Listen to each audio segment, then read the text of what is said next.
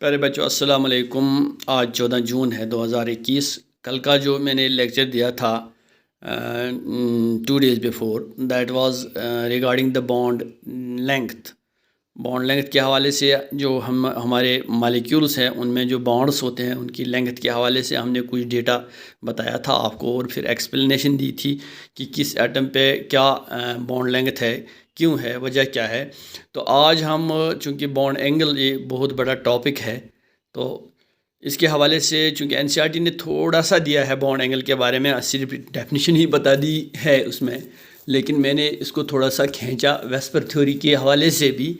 हालांकि VSEPR theory मैंने यहाँ नहीं डिस्कस की है, वो अलग से हमें डिस्कस करनी है, लेकिन उसके कुछ एग्जांपल्स मैंने लिए हैं जो हम वेस्पर थ्योरी में फिर से डिस्कस करने जा रहे हैं बॉन्ड एंगल के हवाले से। बॉन्ड एंगल जो है, क्योंकि एंगल आप जानते हैं ज्योमेट्री में जो एंगल है वही एंगल ये भी है, लेकिन एटम्स मालिक्यूलर वर्ल्ड में भी चूँकि मालिक्यूल्स हम नहीं देख पाते हैं, उनका साइज़ बहुत ही स्मॉल होता है, even they can not be seen through the microscope, लेकिन उनमें बॉन्ड एंगल्स जो हम मेजर करते हैं उनमें बॉन्ड एंगल्स कैसे हैं, क्या हैं, क्यों बॉन्ड एंगल किसी का ज़्यादा है, किसी का बॉन्ड एंगल कम है, वजह क्या है, ये बॉन्ड एंगल्स होता क्या है।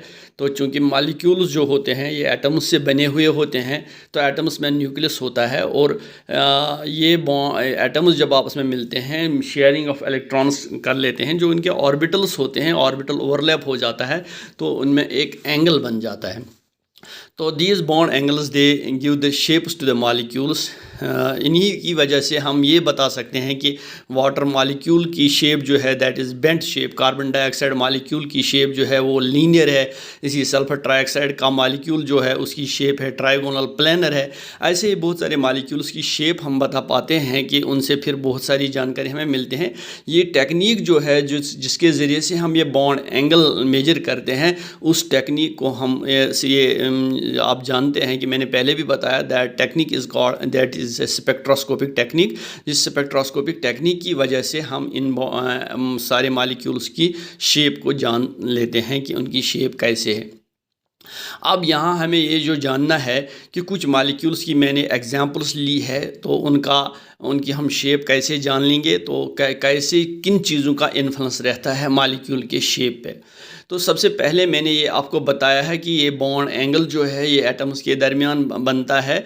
जिन एटम्स के दरमियान जब जो आपस में इलेक्ट्रॉन्स को शेयर करके एक मालिक्यूल बना लेते हैं, तो फिर इन मालिक्यूल्स की एक शेप बनती है और बीच में एक एंगल रहता है इन एटम्स के दरमियान, तो उनको हम बॉन्ड एंगल कहते हैं।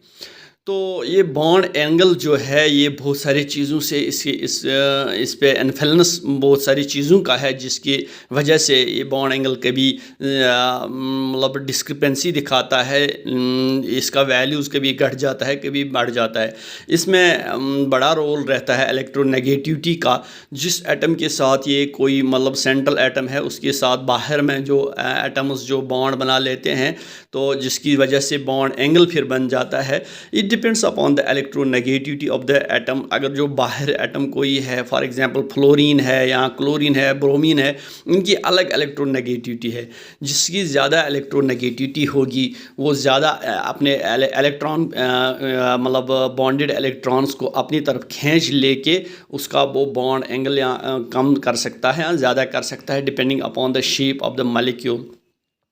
तो जाहिर सी बात है इलेक्ट्रोनेगेटिविटी जिसकी ज़्यादा हो, इलेक्ट्रॉन पेयर को ज़्यादा खींच लेगा तो बॉन्ड एंगल बढ़ जाएगा। अगर इलेक्ट्रोनेगेटिविटी कम है तो वहीं के वहीं स्टक होके बॉन्ड एंगल तो फिर कम हो जाएगा। इसी तरह ये depends upon the s character of the hybrid orbital. Hybridization बहुत सारे होते हैं, वो पढ़ेंगे आप ऑर्गेनिक केमिस्ट्री में। sp हाइब्रिडाइजेशन है, sp2 है, sp3 है। चूँकि अगर sp हाइब्रिडाइजेशन है तो s और p दो ऑर्बिटल्स मिलके sp हाइब्रिड ऑर्बिटल बनाते हैं, उसमें 50% s कैरेक्टर रहता है, sp2 में 33% s कैरेक्टर रहता है। इसी तरह sp3 में चूँकि एक s और 3 प्री ऑर्बिटल्स में 25% s कैरेक्टर रहता है, s ऑर्बिटल का।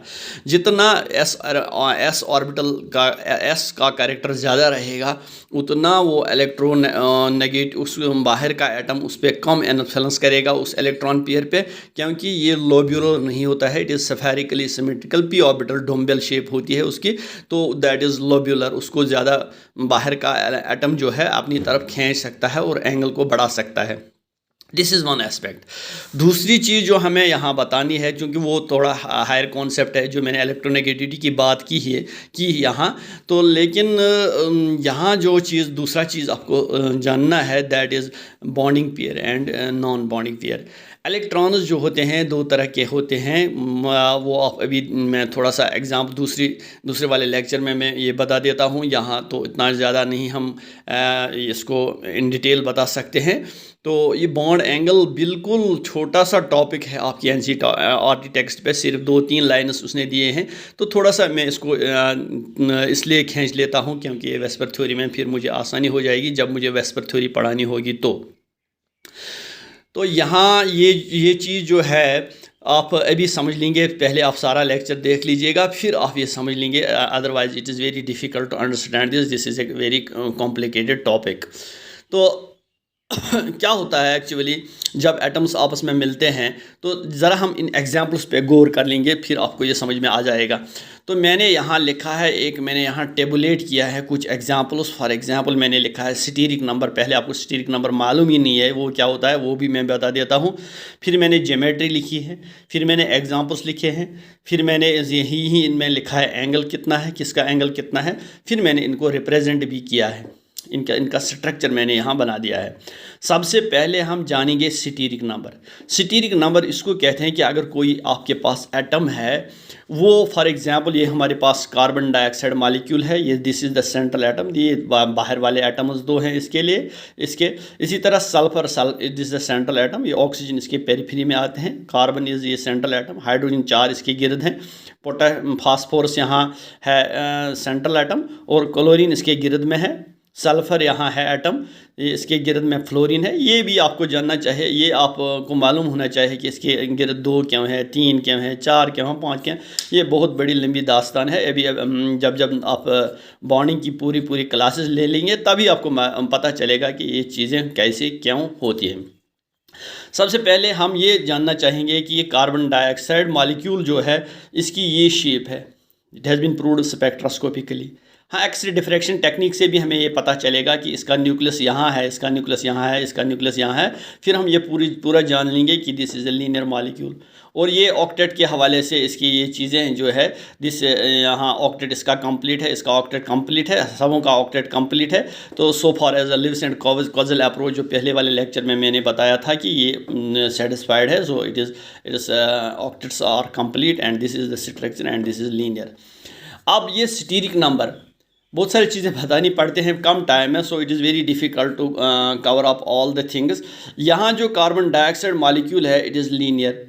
ये कहते हैं कि ये जो इलेक्ट्रॉन्स हैं they try to keep themselves very apart from each other, क्योंकि इलेक्ट्रॉन्स चूँकि इनका चार्ज नेगेटिव है, they repel each other, so they try to occupy the maximum distance from each other, so that is why इससे ज़्यादा तो angle बढ़ नहीं सकता। अगर हाँ यहाँ हम ले लेंगे again they will come closer to each other, they will repel, तो यहाँ इसको खींच लो। So this is the maximum possible distance जहाँ इनकी रिपल्शन कम होगी, तो that is why their bond angle is 180 degree. और यहाँ नॉन बॉन्डिंग इलेक्ट्रॉन कोई नहीं है, सभी तो बॉन्डिंग है। यहाँ आप देख लेंगे, आप सोच लेंगे कि यहाँ इस एस में तो ऑक्टेट कंप्लीट नहीं है, इसमें 4 4 8 और 8 4 हो गए 12।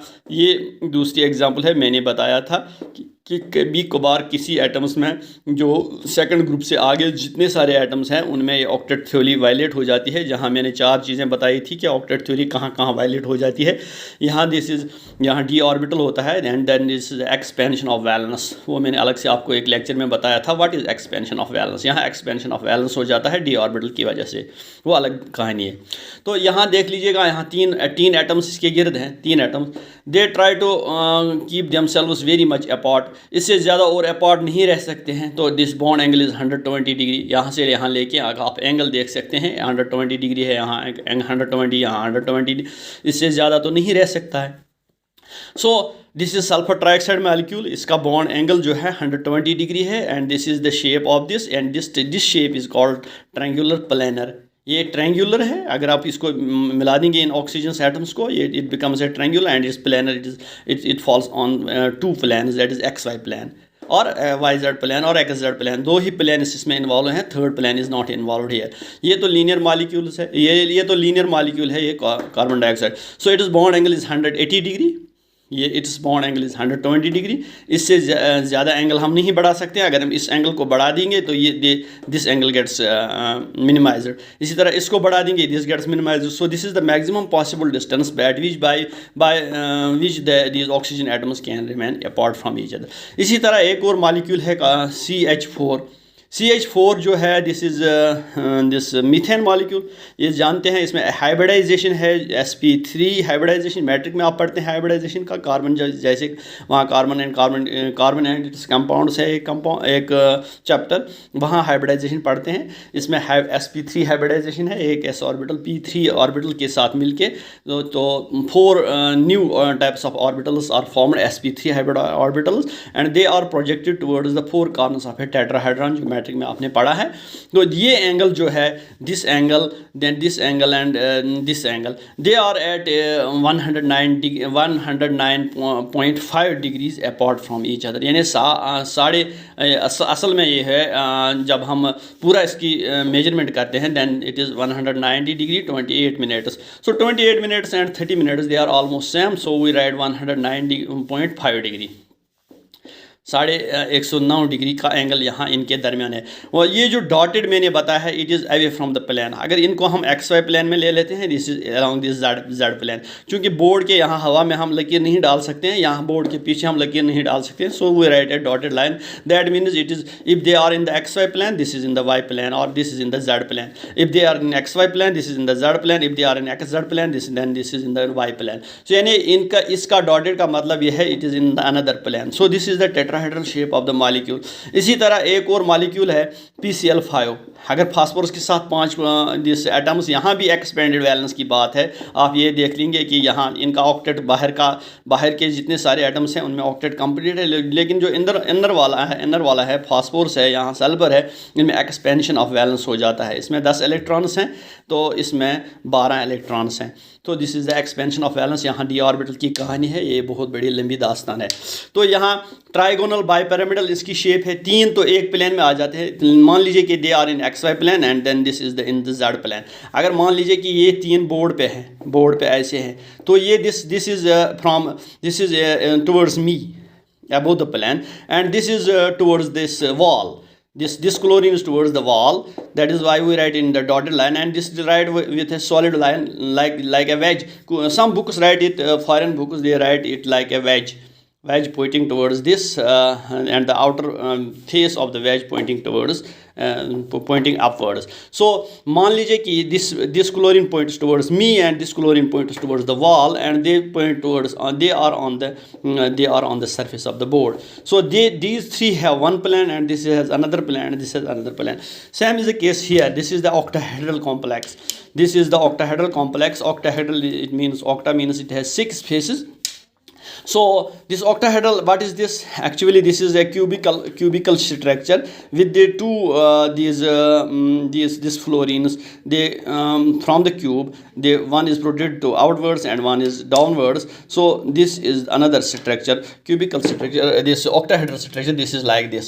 I will draw it like here. It is like this. Yeah, I say this is an octahedral shape.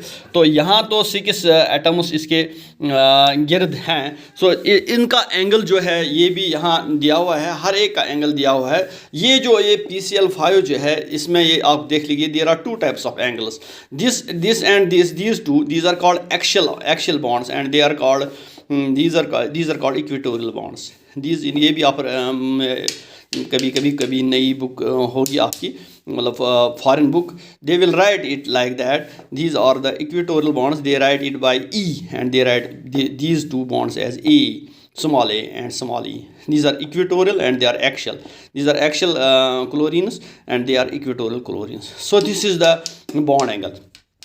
तो अब ये जो है ये सारे atoms, this is steric number. What is steric number? Steric number ये है कि कितने एटम्स सेंट्रल एटम के साथ अटैच है। इसके साथ 2 हैं, इसके साथ 3 हैं, इसके साथ 4 हैं, इसके साथ 5 हैं, इसके साथ 6 हैं, depending upon the number of atoms. लेकिन ये स्टीरिक नंबर आप कहीं कन्फ्यूजन भी इसमें हो जाएगा जब आप ऐसे मॉलिक्यूल्स को देखेंगे जहां एटम्स ही नहीं है लेकिन नॉन बॉन्डिंग इलेक्ट्रॉन्स भी स्टीरिक नंबर को मतलब पार्टिसिपेट उसमें कर लेते हैं। फॉर एग्जांपल मैं यहाँ आपको एक फार्मूला बता लेता हूँ। What is steric number? Steric number चूँकि एक जनरल फार्मूला है। Steric number is this is the central atom.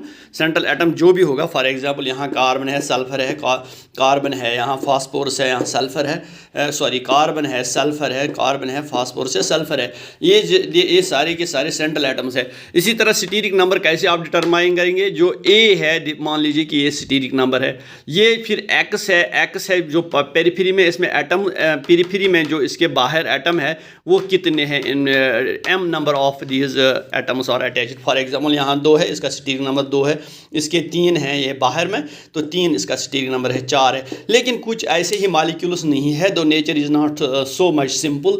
Nature में ऐसे मॉलिक्यूल्स भी है जिनमें ये एटम्स के बगैर स्टीरिक नंबर बढ़ जाता है। फॉर एग्जांपल ये देख लीजिएगा, आपकी स्टीरिक नंबर होता है A/X number of atoms plus this non bonding electrons. ये जो है ये नॉन बॉन्डिंग इलेक्ट्रॉन्स जो हम ऐसे रिप्रेजेंट करते हैं, तो ई यानी ये वो इलेक्ट्रॉन्स हैं जिन्होंने बॉन्डिंग में हिस्सा नहीं लिया है, नॉन बॉन्डिंग में, ये भी स्टीरिक नंबर डिटरमाइन कर लेते हैं, उनको हम ई से रिप्रेजेंट करते हैं। कितने होंगे? एक bonding pair, non bonding pair होगा तो एक एन का वैल्यू 1 होगा, 2 होंगे तो 2 लिखेंगे, 3 होंगे तो 3 लिखेंगे।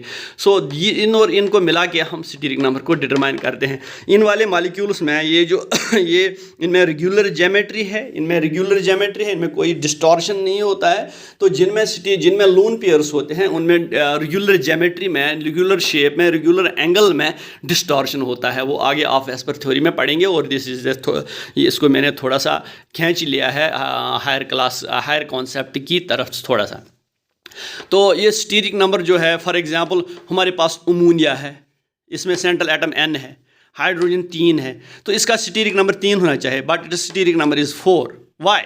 बिकॉज ये अमोनिया जो है इट हैज़ 1 लोन पेयर। यहाँ मैं लोन पेयर इंसर्ट करके दे देता हूँ, यहाँ जो it has 1 lone pair, non bonding electron pair. So steric number जो है, तो ये मान लीजिए ये ए जो है, दिस इज दिस ये जो है ए की जगह ये सेंट्रल एटम जो है N है, तो फिर x number of these atoms, तो ये जो है ये H जो है 3 है, और ये N ये E जो है E 1 है, वो 3 और 1 हो गए 4, इसका स्टीरिक नंबर 4 है। यानी इसकी शेप जो है वो इससे मिलती जुलती होनी चाहिए। So it is shape will resemble to this, not to this.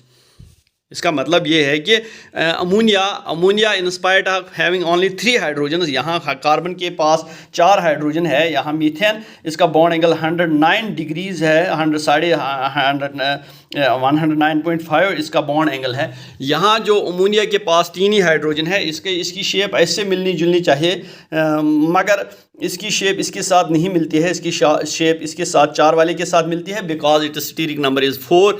इसका एक तो ये 3 है और एक ये नॉन बॉन्डिंग पेयर है। इसी तरह वाटर को ले लीजिए, इसमें मैं लोन पेयर ऐड कर लेता हूँ, इसके 2 लोन पेयर्स हैं, नॉन बॉन्डिंग पेयर्स।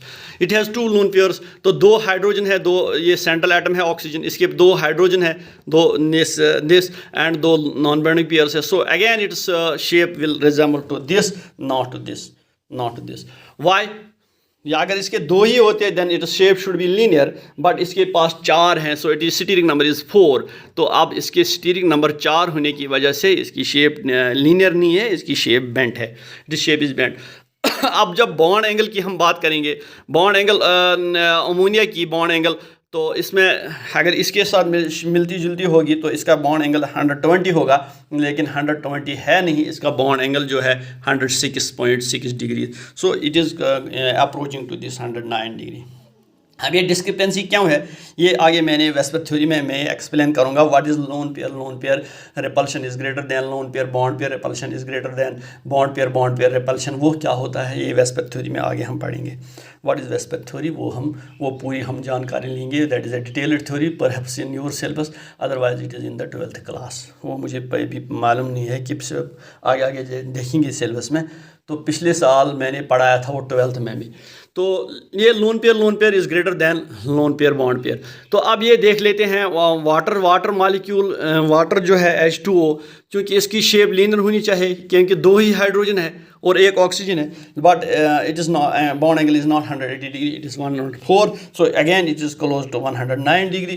तो वजह यही है कि इसका स्टीरिक नंबर जो है वो 4 है। तो अब ये एंगल से डिस्क्रिपेंसी क्यों है, 109 क्यों ही नहीं है बराबर, तो ये इसमें 104 क्यों है, इसमें 106 क्यों है, 109 क्यों नहीं है, अगर इसका स्टीरिक नंबर 4 इन सबों का है। So these discrepancies are explained by with the help of this VSEPR theory, वो हम देख लेंगे। फॉर एग्जांपल ये थोड़ा सा यहाँ मैं बता देता हूँ। ये हमारे पास एक अमोनिया मॉलिक्यूल है, दिस इज़ अमोनिया मॉलिक्यूल, इसका ये बाहर से एक लोन पेयर है। This lone pair it compresses these hydrogens towards towards each other, so the angle gets constricted.